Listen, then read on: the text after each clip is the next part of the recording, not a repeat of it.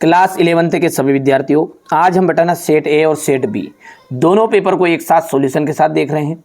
चाहे आपके पास में सेट ई आए या एफ आए, ये डी आए या सी आए, लेकिन ये जितना जवाबदारी ले लूँ कि मैं ये जो दो पेपर दे रहा हूँ ना, इनको कंप्लीट करो तो डंके की चोट पर कह दूँ मैं आपको कि आपको 70 से 75 नंबर लाने से कोई नहीं रोक सकता।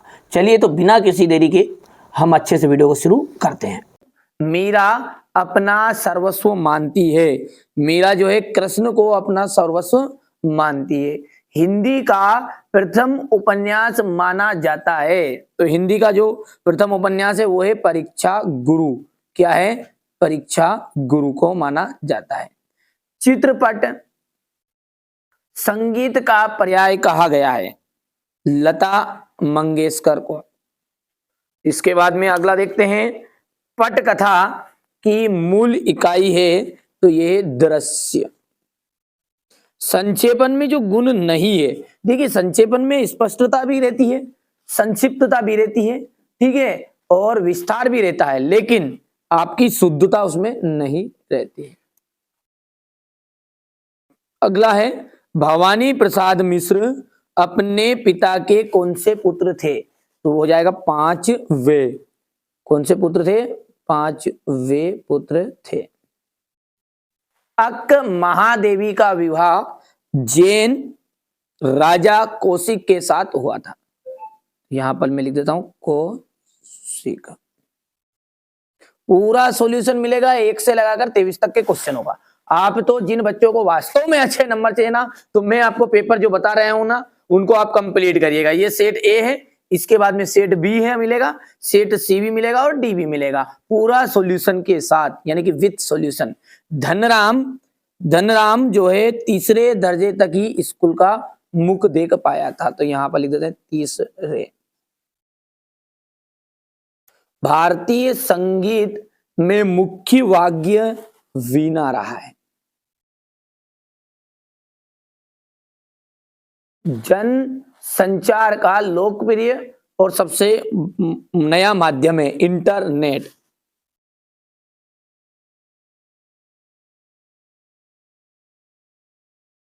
इंटरनेट। काव्य में बिंब को शब्द चित्र माना जाता है।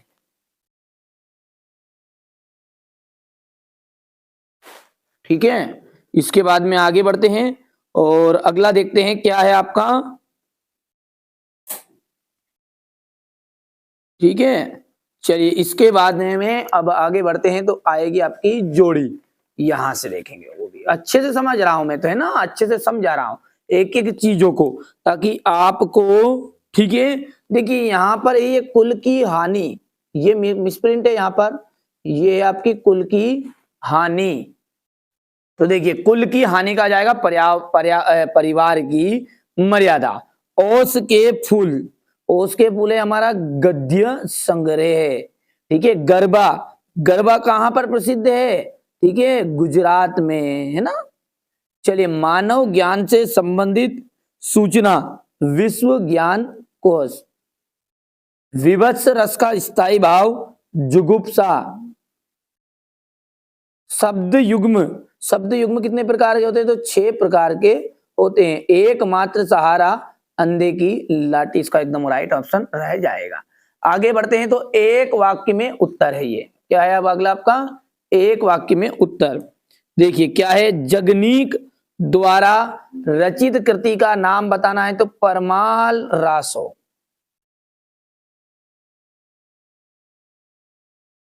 ठीक है, दूसरी बार लॉर्ड कर्जन के भारत आने से कौन प्रसन्न ना थे? तो लॉर्ड कर्जन के भारत आने से जो भारतवासी थे ना, वो प्रसन्न नहीं थे, भारतवासी।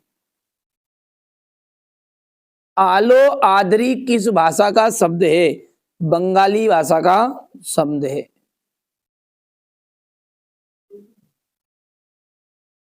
ठीक है, इसके बाद में आपका है हिंदी शब्दकोश में लगभग कितने शब्द है? 5 लाख, 5 लाख है। ठीक है, बिंब का जो शाब्दिक अर्थ है वो क्या है? मूर्तस्व रूप प्रदान करना। ठीक है, तो ये हो जाएगा मूर्तस्व इसका जाएगा मूर्तस्व रूप प्रदान करना।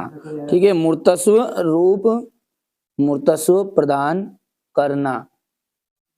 ठीक है, इसके बाद में अगला है, चलिए अब अगला जो है आपका है शब्द गुण कितने प्रकार के होते हैं। तो शब्द गुण जो होते हैं ना 3 प्रकार के होते हैं। कितने? 3 प्रकार के। अपनी, करनी, पार उतरनी। जो लोकोक्ति का अर्थ क्या है?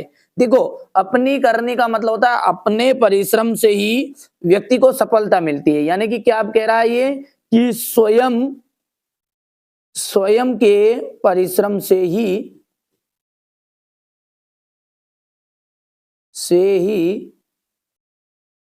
सफलता मिलती है।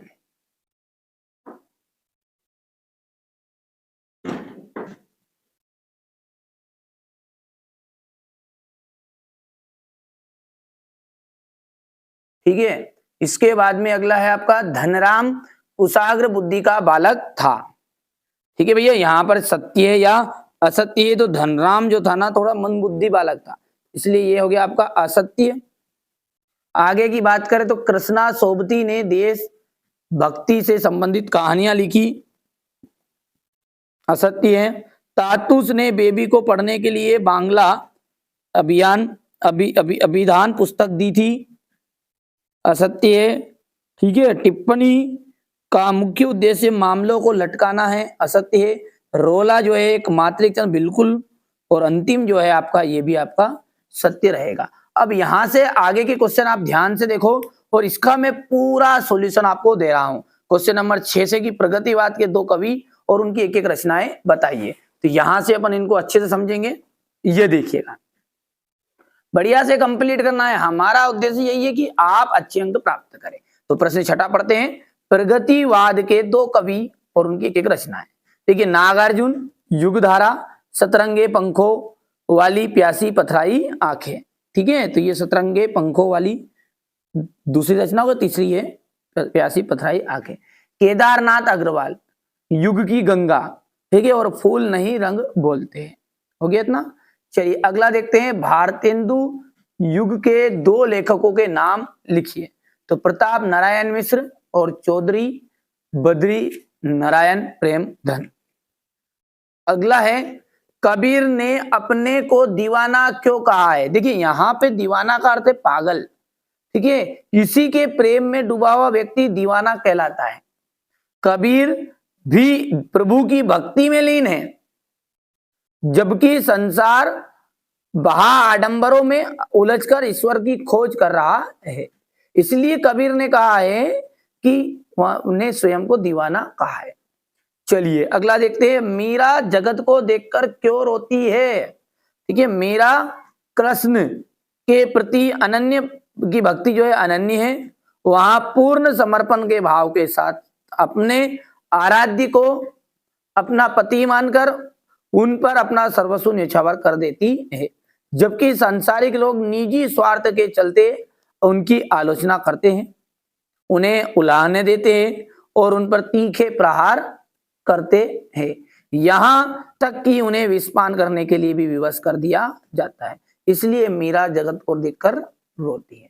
बढ़िया से शांति से और धीर से आप तो बढ़िया से कवर करिए। मैं अब सारी चीज आपको प्रोवाइड करा रहा हूं। द्विवेदी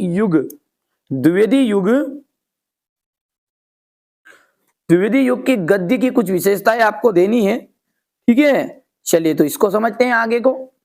देशभक्ति, सबसे पहले ये देशभक्ति। इस युग के काव्य में देश की भक्ति के ऊपर से कविताएं लिखी गई। मानव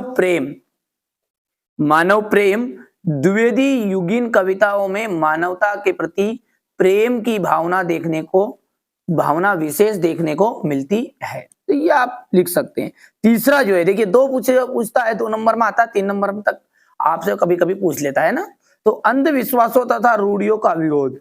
इस काल की कविताओं में सामाजिक अंधविश्वासों तथा रूढ़ियों का विरोध किया गया है। प्राकृतिक चित्रण, द्विवेदी युग की कविताओं में प्रकृति का स्वतंत्र चित्रण देखने को, मनोहारी चित्रण मिलता है और वर्णन प्रधान कविताएं हैं। तो ये आपका लिख सकते हैं। अच्छा, अब अगला है निबंध को गद्य की कसौटी क्यों कहा गया? बहुत ही महत्वपूर्ण प्रश्न आता है। देखिए, इसका इस कथन का तात्पर्य यह है कि पद्य की तुलना में गद्य की जो रचना है उनको संपन्न करना कठिन काम है। क्या कह रहा है कि इस कथन का तात्पर्य यह है कि पद्य की तुलना में गद्य की रचना को संपन्न करना कठिन कार्य है। क्यों है? क्योंकि यदि आप कविता वाली चीज देखोगे ना तो उसमें 4 पंक्ति में से एक पंक्ति भी सही हो जाए है ना तो कवि की प्रसन्नता लोग करने लगते हैं, लेकिन ऐसा जब लेखक लिखता है ना तो ऐसा नहीं होता है। तो ये यही बात बोल रहा है कि क्योंकि अगर 8 पंक्तियों वाली कविता में यदि एक भी पंक्ति भावपूर्ण लिखी जाती है तो कवि प्रसन्नता का भागी हो जाता है, परंतु गद्य के संदर्भ में ऐसा नहीं देखा जाता है। गद्यकार को एक एक वाक्य सुव्यवस्थित एवं सोच विचार कर लिखना होता है, उसी स्थिति में ही गद्यकार की प्रशंसा के योग्य होता है। गद्य में निबंध लेखन बहुत ही कठिन कार्य है। निबंध को स्वरुचिपूर्ण, आकर्षक एवं व्यवस्थित होना चाहिए, इसलिए निबंध को गद्य की कसौटी कहा गया है। तो यहां से आप बढ़िया से स्क्रीनशॉट ले लो, जितना हो सकता है मैंने समझाने का प्रयास किया है ताकि आप याद भी कर सको, कोई दिक्कत नहीं, इतना कठिन प्रश्न भी नहीं। अगला है शिव शंभू की 2 गायों की कहानी के माध्यम से लेखक क्या कहना चाहता है। तो यहां से आप इसको कंप्लीट कर लेना, इसके बाद ही तो क्वेश्चन आंसर है, इनको एक एक बार पढ़ोगे ना जिसमें याद हो जाएंगे। आगे बढ़ते हैं और यहां से हो गया इतना, ये क्वेश्चन नंबर 10 है, हो गया। चलिए यहां पर पूछा है कि ले कितने प्रकार की होती है, तो ये देख लीजिए, ले, विलंबित ले, मध्य ले और दूत ले। दूत ले का मतलब सबसे जल्दी, तीव्र, ठीक है। क्वेश्चन नंबर 11 को आप ध्यान से देखिएगा, इंटरनेट पत्रकारिता में दुनिया का को किस प्रकार, ठीक है, समेत लिया है। यहां से देखिए ये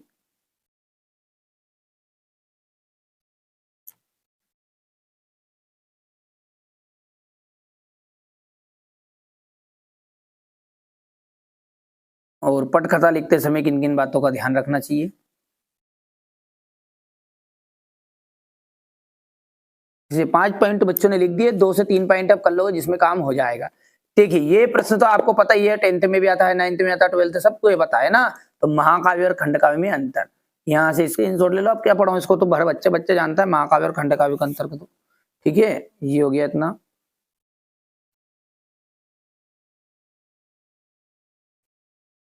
मुक्तक छंद,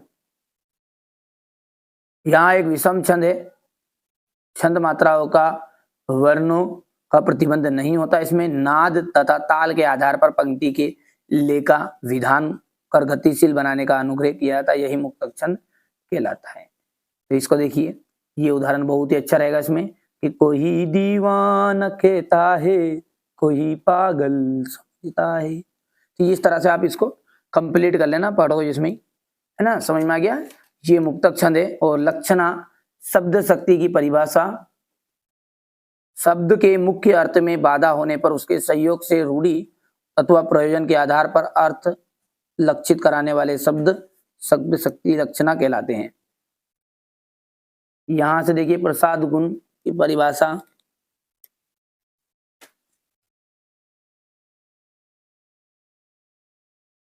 प्रभु जी तुम चंदन हम पानी, जाकी अंग अंग भास समानी, ये इसका उदाहरण रहेगा।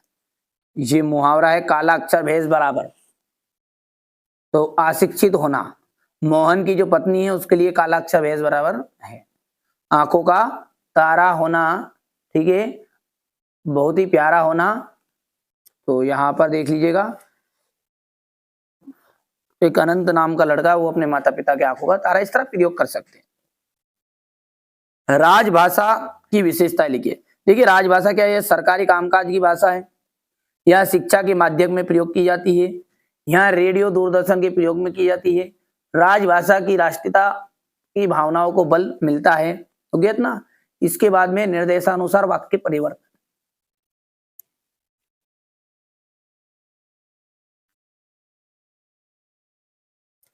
और क्वेश्चन नंबर जो 16 है वो भवानी प्रसाद मिश्र और दुष्यंत कुमार का काव्यगत परिचय आपको देना है। तो यहाँ से देखिए कवि परिचय। वैसे हमारे एमपी बोर्ड में ये चीज फालतू चीज पूछते ही नहीं है ना, बहुत समझदार लोग हैं। आपको से रचनाओं से पूछेगा है ना, कहाँ से पूछना है, रचनाओं से। तो आप भी क्यों पढ़ो अभी हाल फिलहाल। यहाँ से देखिए रचनाएं, भाव पक्ष, कला पक्ष,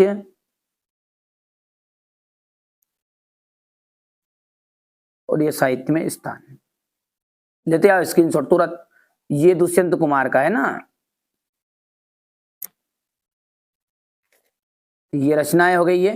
सूर्य का स्वागत, आवाजों के घेरे, छोटे छोटे सवाल, और साए धूप, साए में धूप। भाव पक्ष, कला पक्ष, और ये हो गया आपका साहित्य में स्थान,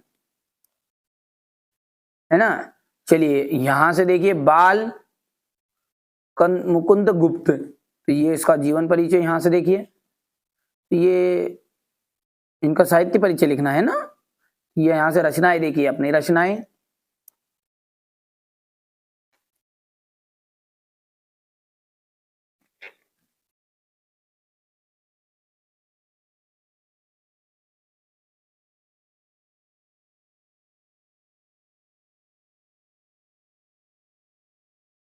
ये भाषा हो गई है,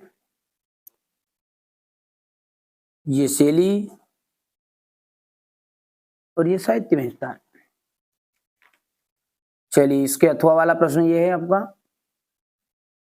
समय किसी के लिए नहीं रुकता, इस पर आपको अनुच्छेद लिखना है। तो देखिए समय निरंतर बीतता रहता। अनुच्छेद का मतलब क्या होता है, थोड़ी बहुत बातें आपको लिखनी है कि समय निरंतर बीतता रहता है, कभी किसी व्यक्ति के लिए नहीं ठहरता। जो व्यक्ति समय के मोल को पहचानता है वहां जीवन में उन्नति प्राप्त करता है। समय बीत जाने पर, कार्य करने पर फल भी प्राप्त नहीं होती। ठीक है, पश्चाताप के अतिरिक्त कुछ भी हाथ में नहीं रहता। उसी तरह जो विद्यार्थी है, अब आपके जीवन विद्यार्थी जीवन में है, तो विद्यार्थी सुबह समय पर उठता है, दैनिक कार्य पर करता है, ठीक है, पर समय पर तथा समय पर ही सोता है, वही आगे चलकर सफलता व उन्नति प्राप्त कर सकता है। ठीक है भाई साहब।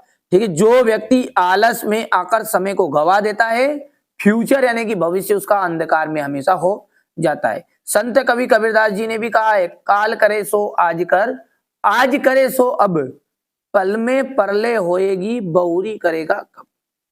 यानी समय का एक एक पल जो है बहुत मूल्यवान है, और वहां बीता हुआ पल वापस लौटकर नहीं आता। इसलिए समय का जो महत्व है उसको पहचानना चाहिए, और प्रत्येक विद्यार्थी को नियमित रूप से अध्ययन भी करना चाहिए और अपने लक्ष्य की प्राप्ति करनी चाहिए।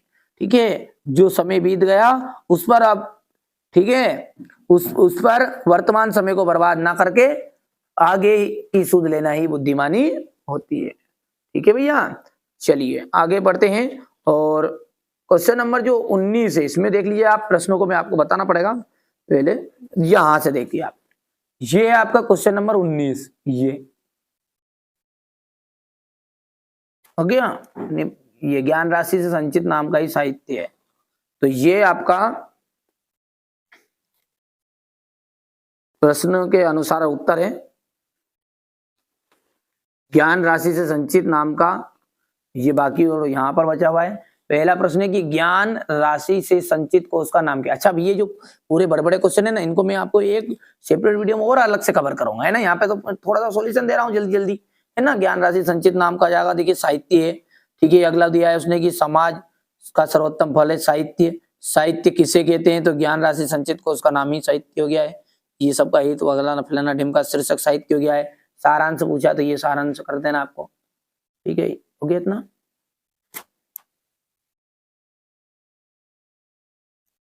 ये और ये अथवा वाला है, युवक नहीं जो देख संकटों को डर जाता, यहाँ चकोर ही नहीं जो अंगार ना खाता। बलिदानों का पंत नहीं जिसने पहचाना, अरे कह देगा यहाँ कौन है वहां भी है परवाना। उसने रक्त की धार जवानी मांग रही, और वीरोचित श्रृंगार जवानी मांग रही। तो ये इस तरह से बलिदान कौन देता है, तो बलिदान, ठीक है, जोश से युक्त तथा संकटों के भय से मुक्त व्यक्ति ही बलिदान दे सकता है।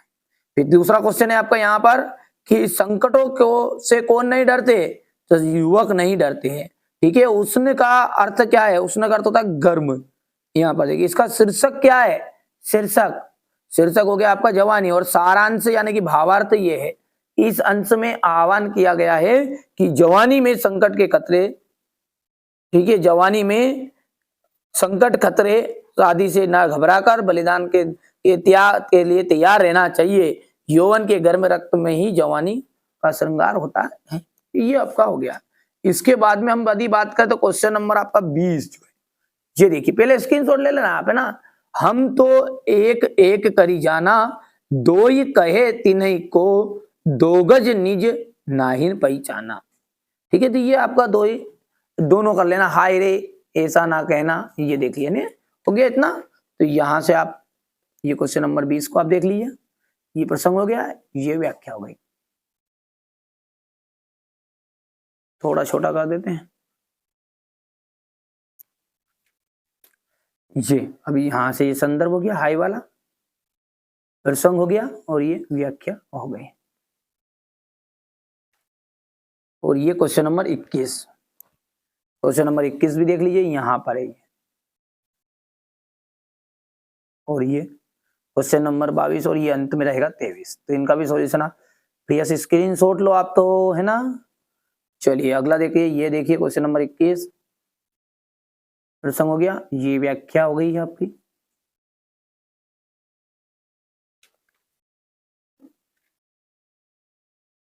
ये संदर्भ, प्रसंग और ये व्याख्या हो गया इतना। चलिए आगे बढ़ते हैं, और क्वेश्चन नंबर जो 22 है, स्थानांतरण प्रमाण पत्र दे करने हेतु तो प्राचार्य को आवेदन पत्र लिखना है। ये हो गया।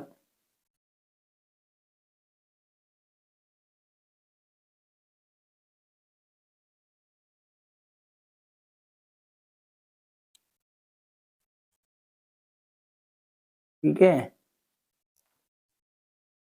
और इसी के अथवा में है क्वेश्चन नंबर 22 का ये पत्र।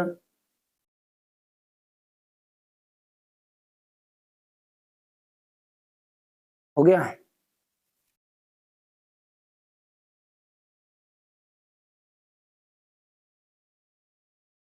और ये अथवा वाला प्रेमचंद्र का रह गया था जो। चलिए तो अब हम सेट बी को अच्छे से सोल्व करेंगे। बढ़िया से मैं सारी चीजें आपको सॉल्यूशन के साथ समझा रहा हूं, आप तो बड़े ही धैर्य से और लगन से सारी चीजों को समझते चले जाइएगा। कबीर ने ईश्वर का प्रतीक माना है ना, जिस तरह ईश्वर है ना व्यक्ति को पकाता है, बिल्कुल उसी तरह यानी कच्चे घड़े को कुमार पकाता है, तो इसलिए ईश्वर का प्रतीक उसे बता दिया। खद्य खाड़ी बोली गद्य की प्रथम रचना है गोरा बादल की कथा। बेबी हलदार घर के मालिक को इस नाम से पुकारती थी, तातुस। ठीक है, इसके बाद में है आपका संचार शब्द की उत्पत्ति चर धातु से हुई है, जिसका अर्थ क्या है, चलना। झोला है एक, क्या है झोला, झोला है आपका क्षेत्रीय शब्द है। आदिवासियों में शराब पीने की जो लत है वो बढ़ती जा रही है, यहां पर आ जाएगा आपका शराब। कवि पास का जो पूरा नाम है वो है अवतार सिंह सिद्धू पास।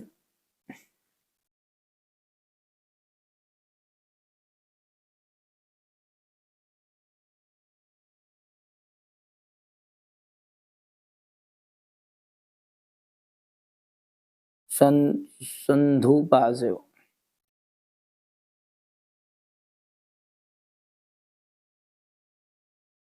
ठीक है, अब मैं लावारिस हूं,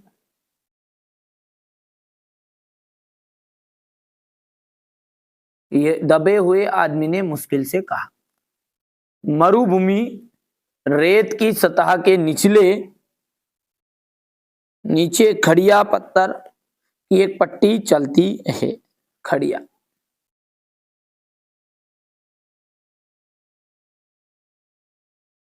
डिकोडिंग जो है एनकोडिंग की उल्टी प्रक्रिया है। डिकोडिंग जो है वो एनकोडिंग की उल्टी प्रक्रिया है।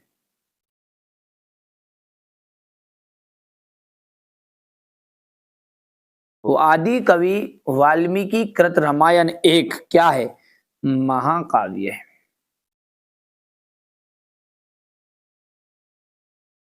आगे बढ़ते हैं और अगला प्रश्न समझते हैं। अगला है आपका जोड़ी। हे भूख मत मचल, ठीक है, तो इसका आपका हो जाएगा हे भूख मत मचल, इसका जाएगा आपका अक महादेवी। आ बेट उन्हीं के ठिए पर, राजस्थान की रजत बूंदे अनुपम मिश्र। यूएसआई दैनिक समाचार एजेंसी, ठीक है। मुक्तक छंद, मुक्तक जो छंद है वो आपका जाएगा केचुआ छंद। तुम घर मत आओ जाओ, तुम घर मत जाओ, इसका जाएगा निषेध वाचक वाक्य है। अंदर बाहर, अंदर बाहर का जाएगा शब्द युग्म, हो गया।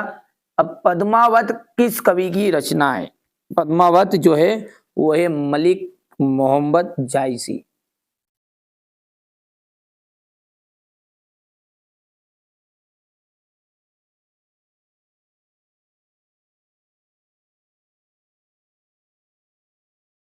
माली दौड़ा दौड़ा किसके पास गया? चपरासी के पास।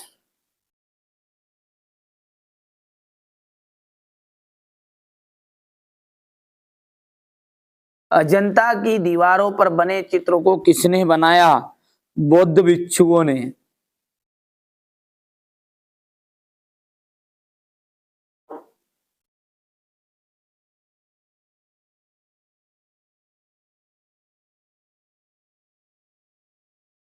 पहला समाचार, भारत का पहला समाचार वाचक किसे माना गया है? नारद जी को।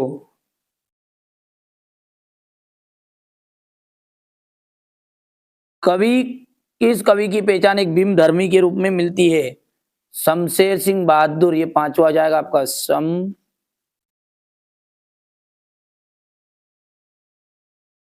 सिंह बहादुर। जहां कारण के होने पर भी कार्य ना हो वहां कौन सा अलंकार होता है? जहां कारण ना होने पर भी कार्य ना हो, सॉरी, जहां कारण है फिर भी कार्य नहीं हो रहा है तो वहां होता है विशेषोक्ति अलंकार।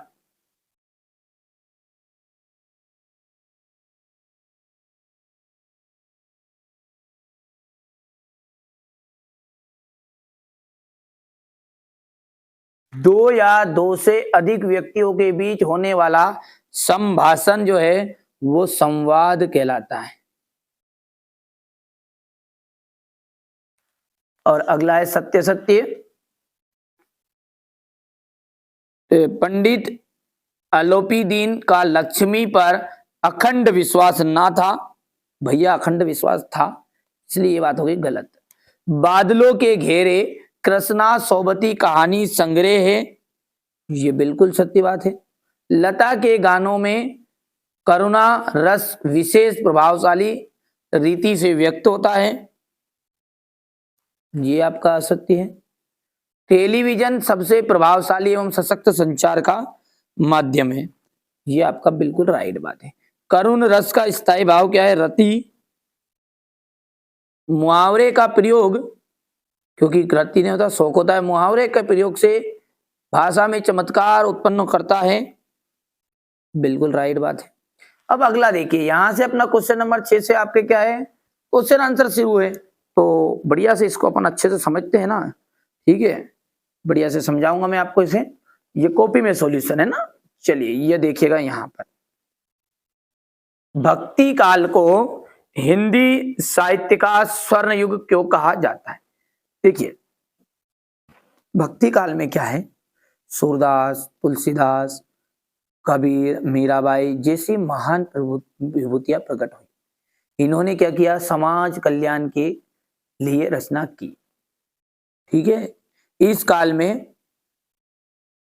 काल में हमें बहुत बहुत अच्छे धार्मिक ग्रंथ मिले, जैसे रामचरितमानस, ठीक है, आदि, ठीक है, जैसे जिन्होंने हमें नई दिशा प्रदान की।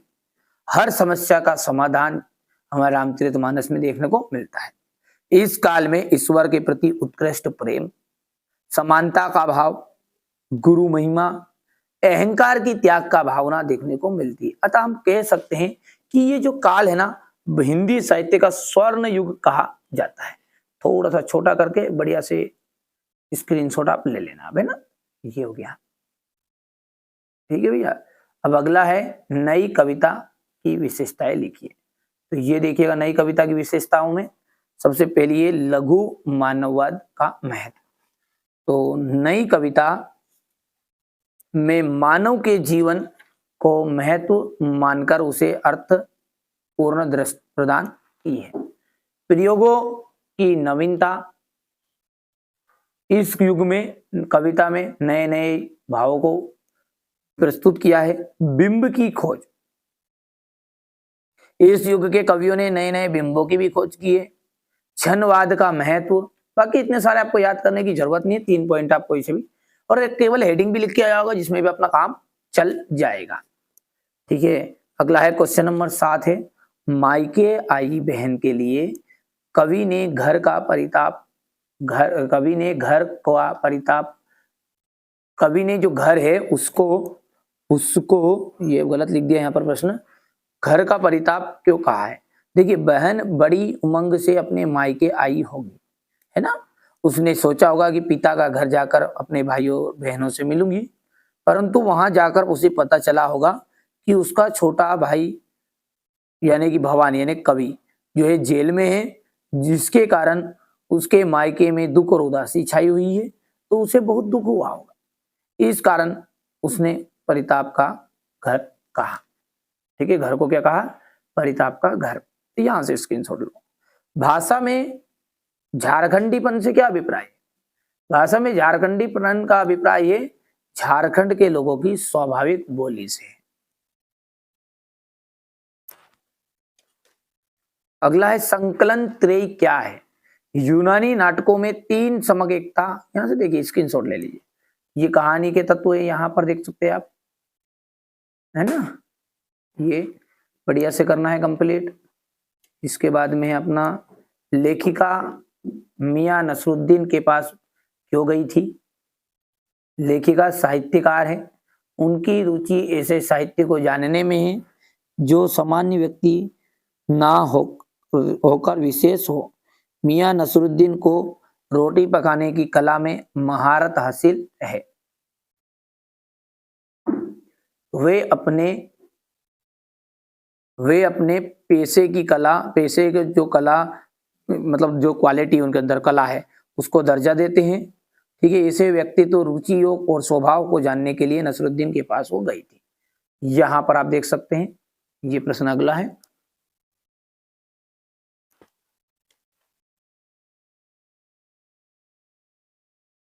यहां से हो गया है क्वेश्चन नंबर जो 10 है, इसको आप देख लीजिए। अजंता की जो गुफाएं हैं उनके बारे में आप क्या जानते हैं।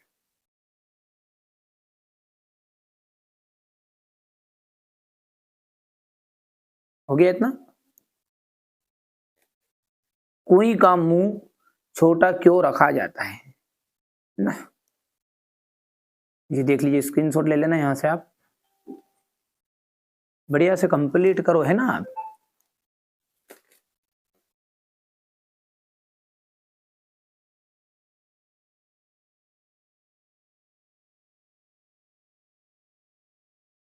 औपचारिक पत्र कौन कौन से होते हैं। सरकारी पत्र औपचारिक पत्र की श्रेणी में आते हैं, जो प्राय किसी कार्यालय के विभाग के या मंत्रालय में लिखे जाते हैं।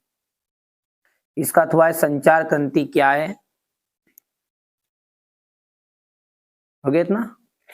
इसके बाद में यहां से ये पढ़ लोगे, जिसमें कंप्लीट हो जाएगा, ज्यादा कोई दिक्कत वाली बात नहीं है। वक्रोक्ति अलंकार, वक्रोक्ति का ही मतलब क्या है? टेढ़ी युक्ति, अर्थात जहां पर वक्ता द्वारा बोले गए शब्द का श्रोता अर्थ निकाले, वहां पर क्या है आपका? वक्रोक्ति अलंकार है। को तुम इत आए कहां, घनश्याम हो तो कितहु बरसो। ठीक है। वीर रस का तो यहां पर तो देख लीजिए, जब किसी कविता में वर्णित प्रसंग को सुन के ना हमारे हृदय में, ठीक है, उत्साह उत्पन्न हो, भाव आए, तो इस प्रकार का जो रस है ना, वहां वीर रस कहलाएगा।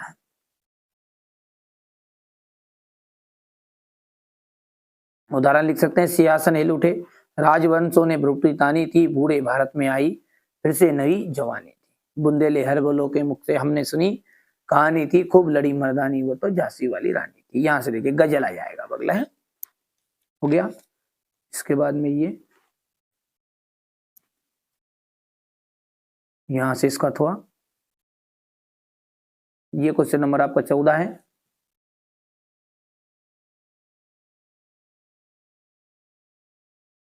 हो गया। इसके बाद में यहां पर ये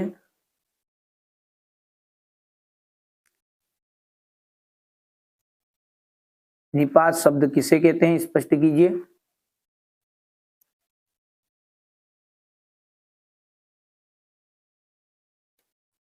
और ये यहां से अगला क्वेश्चन 15 है, ये इसका थुआ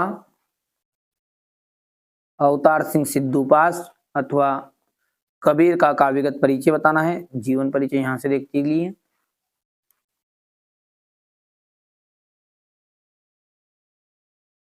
ये अपने एमपी बोर्ड में नहीं आता है ना, रचनाओं से शुरू है फिल्म, ये रचनाएं हो गई। भाव पक्ष लिख देना है, भाव पक्ष के बाद में ये कला पक्ष है, और ये साहित्य में स्थान है। ठीक है। इसके बाद में अगला जो है, यहां से देख सकते हैं, लेखक परिचय रहेगा। हो गया इतने, बढ़िया से कंप्लीट कर लेना भैया, है ना। यही पेपर परीक्षा हाल में प्रश्न उत्तर आपको परीक्षा हाल में देखने को मिलेगी। अच्छे से मेहनत करिएगा, जहां हार्दिक संबंध होता है वहां तर्क की गुंजाइश नहीं होती। ठीक है, यहां से देख लीजिएगा, कितना हो गया इतना। ठीक है, ये यहां से, और विज्ञापन लिखना है आपको, जल संरक्षण पर एक विज्ञापन, तो ये विज्ञापन लेखन है। हो गया। और ये यहां से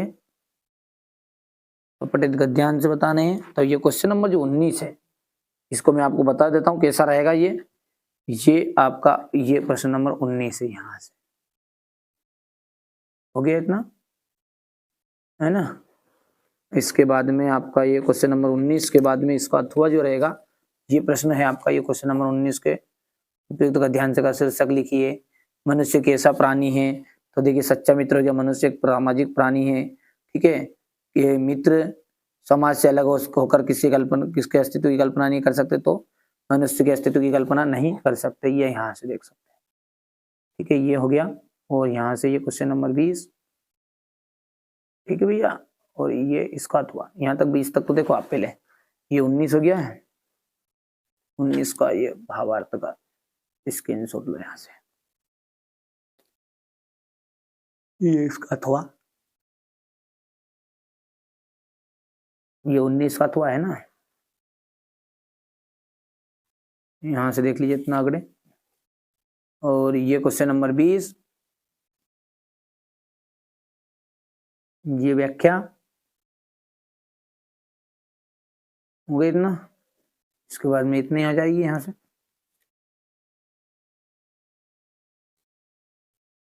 यहां से